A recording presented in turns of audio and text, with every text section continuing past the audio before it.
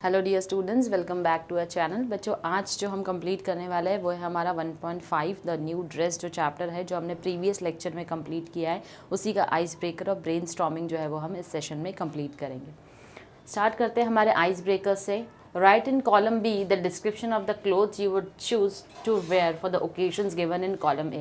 यानी कॉलम ए में हमको ओकेजन दिया है और हर एक ओकेजन के लिए बच्चों हमारे कपड़े जो है वो अलग अलग होते हैं। तो कौन से ओकेजन के लिए आप कौन से कपड़े प्रेफर करोगे वो मेंशन करना है हमको।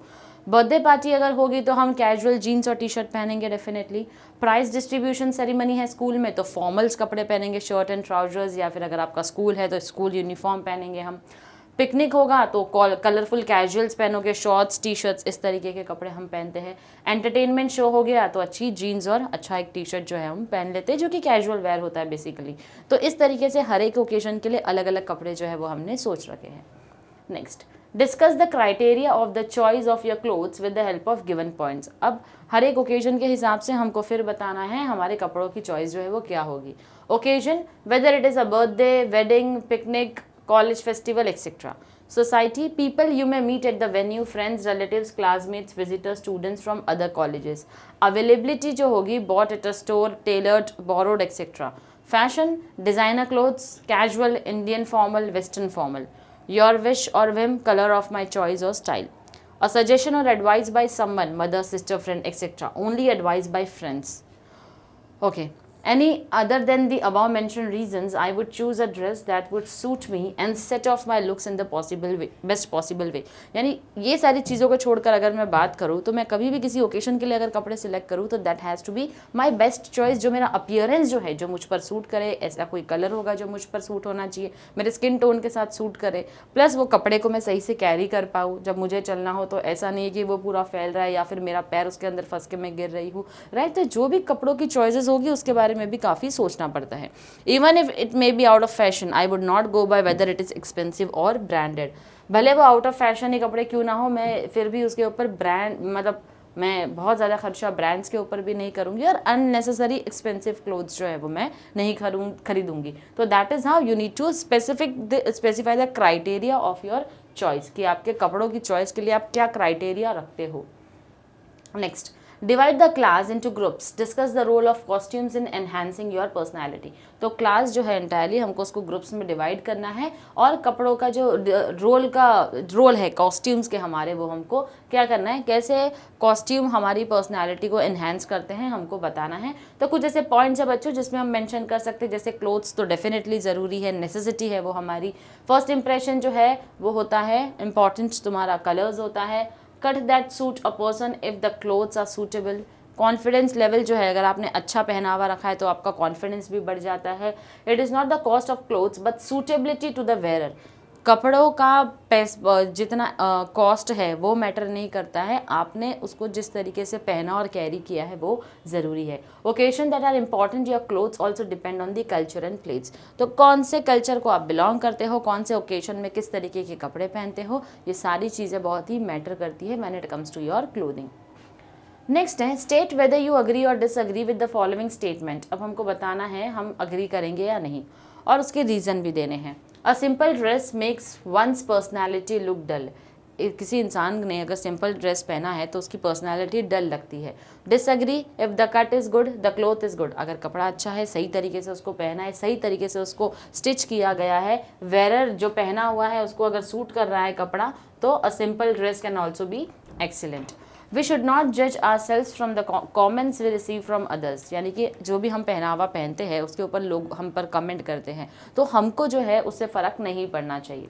सो बेसिकली हमको अग्री करना है इस बात पर। We should have self esteem, यानी कि खुद पर ट्रस्ट होना, खुद के ऊपर भरोसा होना ज़रूरी है। अपने जजमेंट पर भरोसा करो। Do not have to seek approval from others, people may be envious. लोग हो सकता है आपसे जलन के बारे, आपके बारे में नेगेटिव कमेंट्स पास कर रहे हो, but not necessarily you should be relying on those comments. Next question है, a fashionable and costly dress makes you look rich, intelligent and beautiful. तो एक ऐसा कपड़ा जो बहुत ही ज़्यादा फैशनेबल है और बहुत ही महंगा है, वो बता रहा है कि तुम्हारा लुक और ज़्यादा रिच बना देता है, उसको पहनकर तुम बहुत ज़्यादा ब्यूटीफुल दिखते हो और इंटेलिजेंट लगते हो। तो हम इस बात से डिसएग्री करेंगे। ड्रेस मस्ट सूट द वेयरर, पहनने वाले के ऊपर जो है वो पहनावा सूट करना चाहिए। Should be Warne with confidence, जो भी आपने पहना है सिंपल सा ही कपड़ा हो, कॉन्फिडेंस के साथ पहनो। Wearer should have good posture accessories, उसके साथ आपका जो पोस्चर होना चाहिए, अगर आपने अच्छे कपड़े पहने तो आप ऐसे झुक कर मत चलो, basically your posture has to be straight. उसी के साथ साथ बोला जा रहा है accessories should be well matched, अब जो भी कपड़े पहने उसके साथ जो आपने एक्सेसरीज पहनी है, कैजुअल कपड़ों के साथ कैजुअल वॉचेस हो जाती है आपकी, अगर आपने फिंगर रिंग्स पहनी है, आपके ओकेजन के हिसाब से कपड़े पहना है आपने, तो उस हिसाब से जो भी आपने पहन रखा है अपने कपड़ों के साथ में जितनी भी एक्सेसरीज है वो सारी मैच होनी चाहिए जो आपने पहन रखा है उसमें, इससे आपका कॉन्फिडेंस लेवल और बढ़ जाता है। Next, we should choose a dress according to the fashion rather than our choice. तो this is wrong, we will not agree. हमको ऐसे कपड़े पहनने चाहिए, हमको क्वेश्चन बोलता है ऐसे कपड़े पहनने चाहिए हमको जो कि फैशन के हिसाब से हो, ना कि हमारी मर्जी के हिसाब से, तो दैट इज़ कम्प्लीटली रॉन्ग। अगर हम ही कंफर्टेबल नहीं है कोई कपड़े को पहनकर तो फिर हमारा कॉन्फिडेंस लेवल भी डाउन होता है, ultimately we are uncomfortable. Okay, if we choose according to fashion may not be comfortable, fashion के हिसाब से चले तो कंफर्टेबल नहीं होगा। फैशन में नॉट सूट अस, ज़रूरी नहीं है हर एक फैशन जो है वो हमको सूट करे। We may feel self conscious hence choose a dress according to your choice, इसीलिए हम हमेशा कॉन्शियस रहेंगे, अपने बारे में सोचते रहेंगे मैं अच्छा दिख रहा हूँ या दिख रही हूँ या नहीं दिख रही हूँ, अगर हमारे हिसाब से हमने कपड़े नहीं पहने हैं, हमने फैशन के हिसाब से पहने हैं तो। इसीलिए कभी भी कपड़ों को पहनना होगा बच्चों तो वो आपकी क्या होनी चाहिए, खुद की चॉइस होनी चाहिए। इसी के साथ हमारा आइस ब्रेकर जो है वो कंप्लीट होता है। अब हम स्टार्ट करेंगे बच्चों हमारे ब्रेनस्टॉर्मिंग सेशन से। There are a few other characters mentioned in this extract. Discuss the way their reactions help us to understand the inferiority complex of Mabel. अब ये जो स्टोरी है इस लड़की की, हमको बताना है कि क्यों इसके अंदर ये इन्फीरियोरिटी कॉम्प्लेक्स होता है। इन्फीरियोरिटी कॉम्प्लेक्स का मतलब होता है बच्चों हम किसी से अपने आप को कम समझते हैं, कम तर पर गिनते हैं या नीचा समझते हैं, तो वो हो जाता है इन्फीरियोरिटी कॉम्प्लेक्स। तो यहाँ पर हमको बताना है स्टोरी में और भी बहुत सारे कैरेक्टर्स जो है वो क्या है, मेंशन है, उनका जो रिएक्शन है वो हमको बताना है to understand the inferiority complex of Mabel. अब ये मैबल को जो इन्फीरियोरिटी कॉम्प्लेक्स था उनके रिएक्शन, ऐसे कौन से रिएक्शन थे जिसकी वजह से इसको अपने बारे में सोच कर बुरा लग रहा था। Mabel thought that Charles Burt and Rose Shaw were chatting together by the fireplace and laughing at her. अब मेबल को ये गलत फहमी थी कि जो दो लोग बात कर रहे हैं आपस में, हंसी मजाक कर रहे हैं, हंसते हुए बातें कर रहे हैं, तो उसको गलत फहमी थी कि ये लोग क्या कर रहे हैं, मुझ पर जो है वो हंस रहे हैं। She could not hear them, but it was her imagination and inferiority complex. उसने उनकी बातें तो नहीं सुनी थी लेकिन वो इमेजिन कर रही थी और वो उसका इन्फीरियोरिटी कॉम्प्लेक्स था जो उसको ऐसा सोचने पर मजबूर कर रहा था। Mabel even felt that poor Mrs. Holman was laughing at her dress. अब उसको लग रहा था ये जो मिसेस हॉलमैन है वो भी मेरे कपड़ों के ऊपर हंस रही है, and that she would tell everyone about it. ना कि वो मेरे कपड़ों पर सिर्फ हंसेगी, वो बाहर जाके और भी 4 लोगों को बताकर मेरा मजाक उड़ाएगी। Mrs. Holman had so many problems of her own that she probably never even thought of it, but Mabel's lack of confidence made her fail. अब मिसेस हॉलमैन के बारे में बता रहा है कि उसकी अपनी लाइफ में खुद इतनी प्रॉब्लम थी कि उसने सोचा भी नहीं था मैबल के कपड़ों के बारे में, लेकिन कहीं ना कहीं ये लड़की जो है वो ओवर थिंक कर रही है और वही चीज़ें उसको सोचने पे मजबूर कर रही है। नेक्स्ट क्वेश्चन है, pick out the sentences from the extract which describe the ambience of the party at Mrs Dalloway's place. अब हमको यहाँ पर क्या बताना है बच्चों, वो लाइंस, वो सेंटेंसेस पिक करने हैं एक्सट्रैक्ट से जो बताते हैं उस पार्टी का एम्बियंस, वहाँ का सराउंडिंग, वहाँ का एटमॉस्फेयर जो है वो कैसा था। If she had been dressed like Rose Shaw in lovely clinging green with a ruffle of swans down, तो एक तो ये हमको पार्टी का एम्बियंस बता रहा है। दूसरा है, for she would not join Charles but and Rose Shaw chattering like magpies and perhaps laughing at her by the fireplace. So basically these are the 2 sentences which shows the ambience of the party. Mabel is thinking too much about her dress. Pick out 2 sentences supporting the above statement. Mabel जो है वो अपने कपड़ों के बारे में बहुत ज़्यादा सोच रही है, तो 2 सेंटेंस ऐसे बताओ जो जस्टिफाई करते हैं स्टेटमेंट को। It seems to her that yellow dress was a penance which she had deserved. तो एक तो ये हो गया हमारा येलो ड्रेस जो उसने पहना है उसके बारे में बात किया है उसने। Then Mrs. Holman was off, thinking her the most dried up. अब वो सोच रही है, मिसेस होलमैन जो है वो उसके बारे में सोच रही है, मोस्ट ड्राइड अप कपड़े पहने हैं, अनसिम्पैथेटिक ट्विग है, she had ever met, absurdly dressed to and would tell everyone about Mabel's fantastic appearance. अब मैबल को ये लग रहा है मिसेस हॉलमैन जो है वो मेरे पूरे अपीयरेंस को देखेगी और जाके सबके बीच में जाकर क्या करेगी, मेरा मजाक बनाएगी। नेक्स्ट है critically analyse Mabel's weak economic conditions in the past as one of the reasons that led her to choose the old fashion dress. अब ये जो इसने कपड़े पहन रखे थे मैबल ने, जो कि ओल्ड फैशन था, तो उसकी पास्ट कंडीशन हमको जाकर पहले बतानी है, समझानी है कि उसका पास्ट किस तरीके से बीता है जिसकी वजह से उसने ऐसे ओल्ड फैशन कपड़े जो है वो पहने हैं। ना Mabel did not belong to a rich family. Mabel जो है वो कोई रिच फैमिली को बिलोंग नहीं करती थी। She was one of a family of 10, यानी कि she was one of a family of 10। Family में 10 मेंबर्स थे, उसमें से वो एक थी।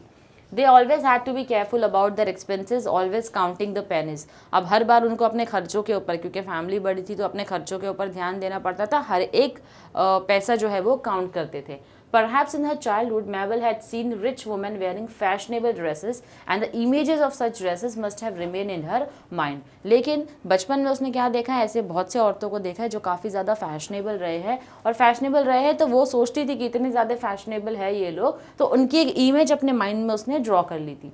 For her the idea of fashion must have meant such dresses. उसके लिए फैशन का मतलब होता था कि अच्छे अच्छे कपड़ों को पहनना। Hence when the time came for her to choose a dress, she must have instinctively chosen the old fashion one. लेकिन जब टाइम आया कि उसको खुद सिलेक्ट करना है तो उसने ओल्ड फैशन कपड़ों को सिलेक्ट किया। Perhaps indirectly she was also still grappling with her weak economic conditions for the past। और इसी के साथ साथ उसको बहुत बुरा लग रहा था कि किस तरीके से मेरा बुरा वक्त गुजरा है पास्ट में, इकोनॉमिकली यानी फाइनेंशियली वो बहुत अच्छी नहीं थी। Next, the cause of Miss Mabel's disappointment is not only her poor background in the past but her too much bookishness also। अब उसका एक रीज़न बता रहे हैं कि जो पुअर बैकग्राउंड उसका था पास्ट में, उसका रीज़न जो है डिसअपॉइंटमेंट का सिर्फ यही नहीं है, लेकिन उसके साथ उसकी बुकिशनेस भी थी। अब बुकिशनेस क्या है देखेंगे। Mabel was bookish and read a lot. वो बुक्स पढ़ती थी और बहुत ज़्यादा पढ़ती थी। This probably developed her powers of imagination to such an extent that she created various depressing stories about herself and others. क्योंकि इतनी ज़्यादा बुक पढ़ती थी, इतनी लोगों के बारे में वो पढ़ा करती थी, तो कहीं ना कहीं उसका माइंड इमेजिन करने लग जाता था अच्छी से। अब जब इमेजिन करने लगता था उसका माइंड सारी चीज़ें, तो डिप्रेसिंग स्टोरीज में वो अपने आप को भी इमेजिन किया करती थी। In addition depressing lines from Shakespeare often came to her mind. और इसीलिए जो शेक्सपियर की डिप्रेसिंग लाइन्स होती थी हमेशा उसके दिमाग में आया करती थी।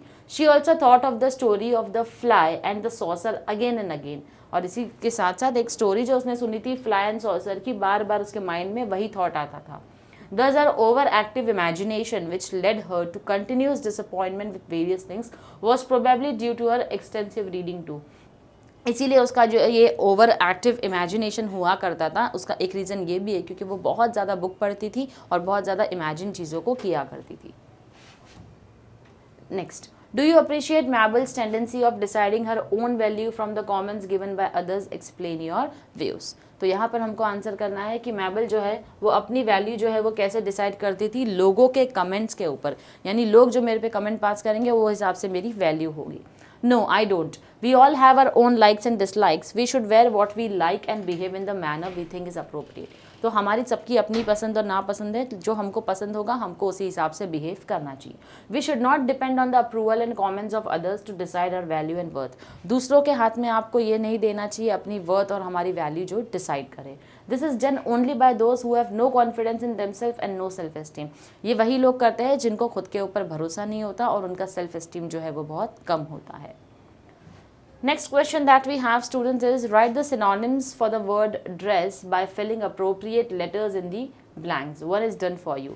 यानी हमको ड्रेस से रिलेटेड synonyms यानी कि सिमिलर वर्ड्स लिखने हैं। तो एक हो जाता है attire, costume, outfit, array, garment और apparel। So these are some of the words। Moving ahead with the next question। Conchology means the scientific study or collection of mollusc shells। Find out the meaning of etymology and archaeology। तो यहाँ पर इसका meaning दिया हुआ है conchology का, जिसका मतलब होता है साइंटिफिक स्टडी करना, कलेक्शन ऑफ मॉल्यूज शेल्स के बारे में। अब एटाइमोलॉजी और आर्कियोलॉजी मतलब क्या होता है? एटाइमोलॉजी का मतलब होता है the study of origin and history of words. किस तरीके से वर्ड्स फॉर्म हुए हैं, किस तरीके से शब्द जो है उसका इंट्रोडक्शन हुआ है।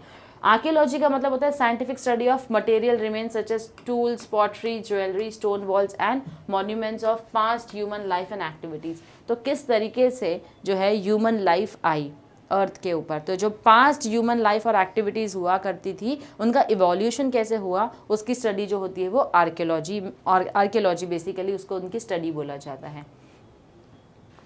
Next, use the correct tense form of the verbs given in the brackets and rewrite the sentences. अब हमको क्या करना है, सही फॉर्म जो है वर्ड का वो यूज, वर्ब का यूज करना है और सेंटेंस को वापस लिखना है। She dashed that old fashioned book of her mother a few months back। verbs का मतलब क्या होता है बच्चों, यहाँ पर हम बात कर रहे होते हैं किसी एक्शन से रिलेटेड, ठीक है।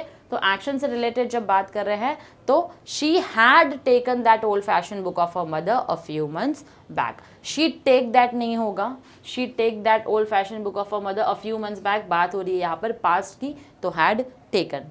next, she dash at her left shoulder for quite some time। so she packing नहीं आएगा, या तो she के साथ is होना चाहिए था तो packing आता था। she packs at her left shoulder नहीं, क्योंकि यहाँ पर बात जो है वो सेंटेंस हमको बता रहा है past tense की है, तो packed is the correct answer। one human should dash this for another always, यानी कि यहाँ पर बात हो रही है कुछ फ्यूचर टेंस में, तो one human should be doing this for another always। all this dash will be is have been, will be होगा, is होगा या have been। all this will be destroyed in few years, future के बारे में बात हो रही है तो will be आएगा। Last sentence is she dash like a dressmaker's dummy standing there। she felt like she feels नहीं आएगा या she will be feeling नहीं आएगा, she felt like a dressmaker's dummy standing there। so that is how with the correct form of verb you have to use the correct options given।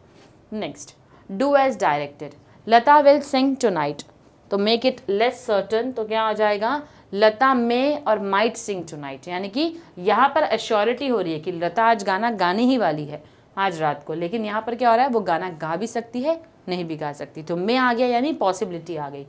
you should wear your uniform, show ability, ability you should है, तो यहाँ पर कहीं ना कहीं हम advice दे रहे हैं, तो यहाँ पर हमको क्या करना है, एबिलिटी में you can wear your uniform। संदीप में study to clear the examination, make it obligatory और कंपलसरी। संदीप में स्टडी पॉसिबिलिटी है, संदीप मस्ट स्टडी जो है वो क्या है तुम्हारा, कंपलसरी है।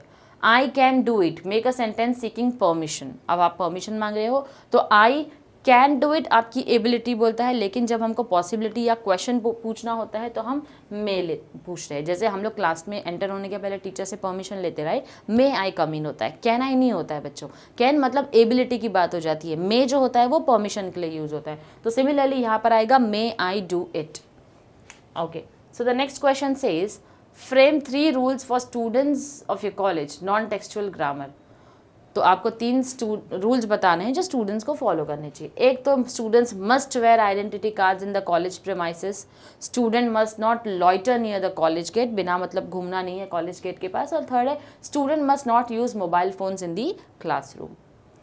Next question says frame 3 sentences giving advice to your younger brother. आप अपने छोटे भाई को एडवाइस दे रहे हो तो आपको 3 सेंटेंस बताना है।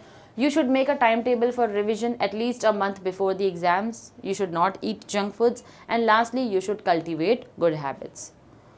The next question says, fill in the blanks with appropriate modal auxiliaries according to the situations given in the following sentences. Modal auxiliaries का use करना है बच्चों हमको, जो मैंने आपके लिए sentence already बना दिया है with solution. Take an umbrella. It might rain later. It might, possibility है. People must not or should not walk on the grass. May I ask you a question? The signal has turned red. You must wait. Obligatory. I am going to the library. I will find my friend there. मैं library जा रहा हूँ, मुझे मेरा दोस्त वहाँ पर मिल जाएगा। I will find, मैं वहाँ जाकर उसको ढूंढ लूँगा। Next question that we have is, Virginia Woolf has created many characters other than Miss Mabel with great skill. Write a character sketch of any of them. तो ये जो वर्जीनिया वुल्फ है उसने अपने स्टोरी में मिस मैबल के अलावा और भी कैरेक्टर्स के बारे में बताए हैं, तो हमको बताना है कि उन कैरेक्टर्स के बारे में बेसिकली हमको कैरेक्टर स्केच देना है। Charles Burt, one of the guest at Mrs Dalloway's party was Charles Burt. तो बेसिकली यहाँ पर बात कर रहे हैं हम किसकी, चार्ल्स बर्ट के बारे में, जो कि कौन है, एक गेस्ट रही है, मेन जो इनकी पार्टी रही है बच्चों, पार्टी इन्होंने थ्रो की थी और ये जो है वो कौन रही है, गेस्ट रही है। Okay, Mabel was impressed by him and longing for some praise from him. अब मैबल रुकी थी कि उसको क्या मिले, इससे कोई ना कोई तरीके का प्रेज मिले।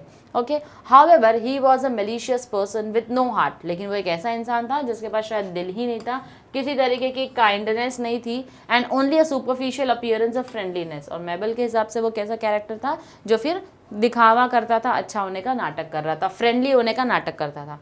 ही like to poke fun at people and see the reaction, उसको लोगों का मजाक उड़ाने बहुत अच्छा लगता था और उनका रिएक्शन ऑब्जर्व करता था।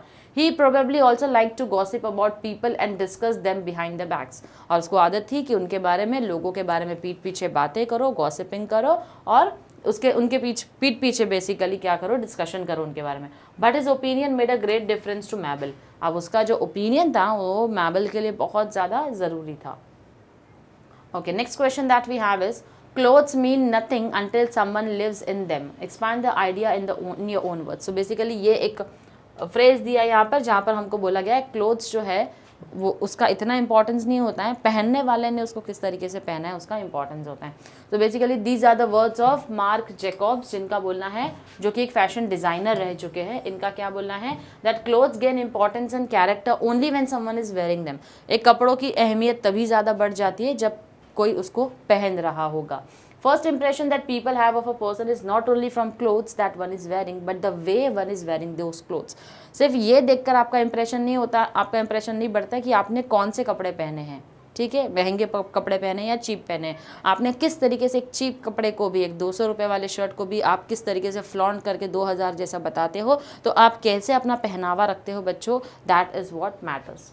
The style a person adopts tells people a lot about his or her personality and character। तो जो स्टाइल आपका है, कपड़ों को पहनने का तरीका है, वो आपकी पर्सनैलिटी और आपके कैरेक्टर के बारे में दर्शाता है। The best and most expensive clothes can be unimpressive। ऐसा भी हो सकता है आपने बहुत ज़्यादा महंगे कपड़े खरीदे लेकिन बिल्कुल भी इंप्रेस नहीं कर पाएंगे किसी को अगर आपको उसको सही से पहनना नहीं आता हो। If the wear does not carry himself और herself well. On the contrary, simplest of clothes can look good and impressive if the wear has good posture, self confidence and self esteem. तो simple से simple कपड़ा, अगर सस्ता भी आपने कपड़ा खरीदा हो लेकिन आपके अंदर ये 3 चीज़ें आपने सही से रखी है, तो कहीं ना कहीं बच्चों बहुत ज़्यादा इंपॉर्टेंस है आपके उन कपड़ों का। Lastly, it is saying that hence when we are buying clothes, we must not only be sure that they will suit us। जब भी हम कपड़े खरीद रहे हो, सिर्फ यही नहीं देखना है कि वो हमको सूट कर रहे हैं या नहीं, but that we will be comfortable in them and able to carry them well. लेकिन हमको ये भी देखना है, सिर्फ हमको सूट कर रहा है ये नहीं देखना है, हमको देखना है कि वो कपड़े कंफर्टेबल भी हो और हम उसको सही से पहनकर कैरी कर पा रहे हैं। So we must choose clothes that make us feel good about ourselves, confident and happy। तो ऐसे कपड़े पहनो जो आपको अपने बारे में अच्छा भी फील करवाए, कॉन्फिडेंट और हैप्पी भी फील करवाए। So that is the importance of clothes। Clothes mean nothing unless someone lives in them। So this was the explanation to this answer, and with this students we have completed our icebreaker as well as brainstorming of 1.5 the new dress। Stay tuned to our lecture students। next lecture जो है वो हमारा 1.6 का होगा। Thank you very much।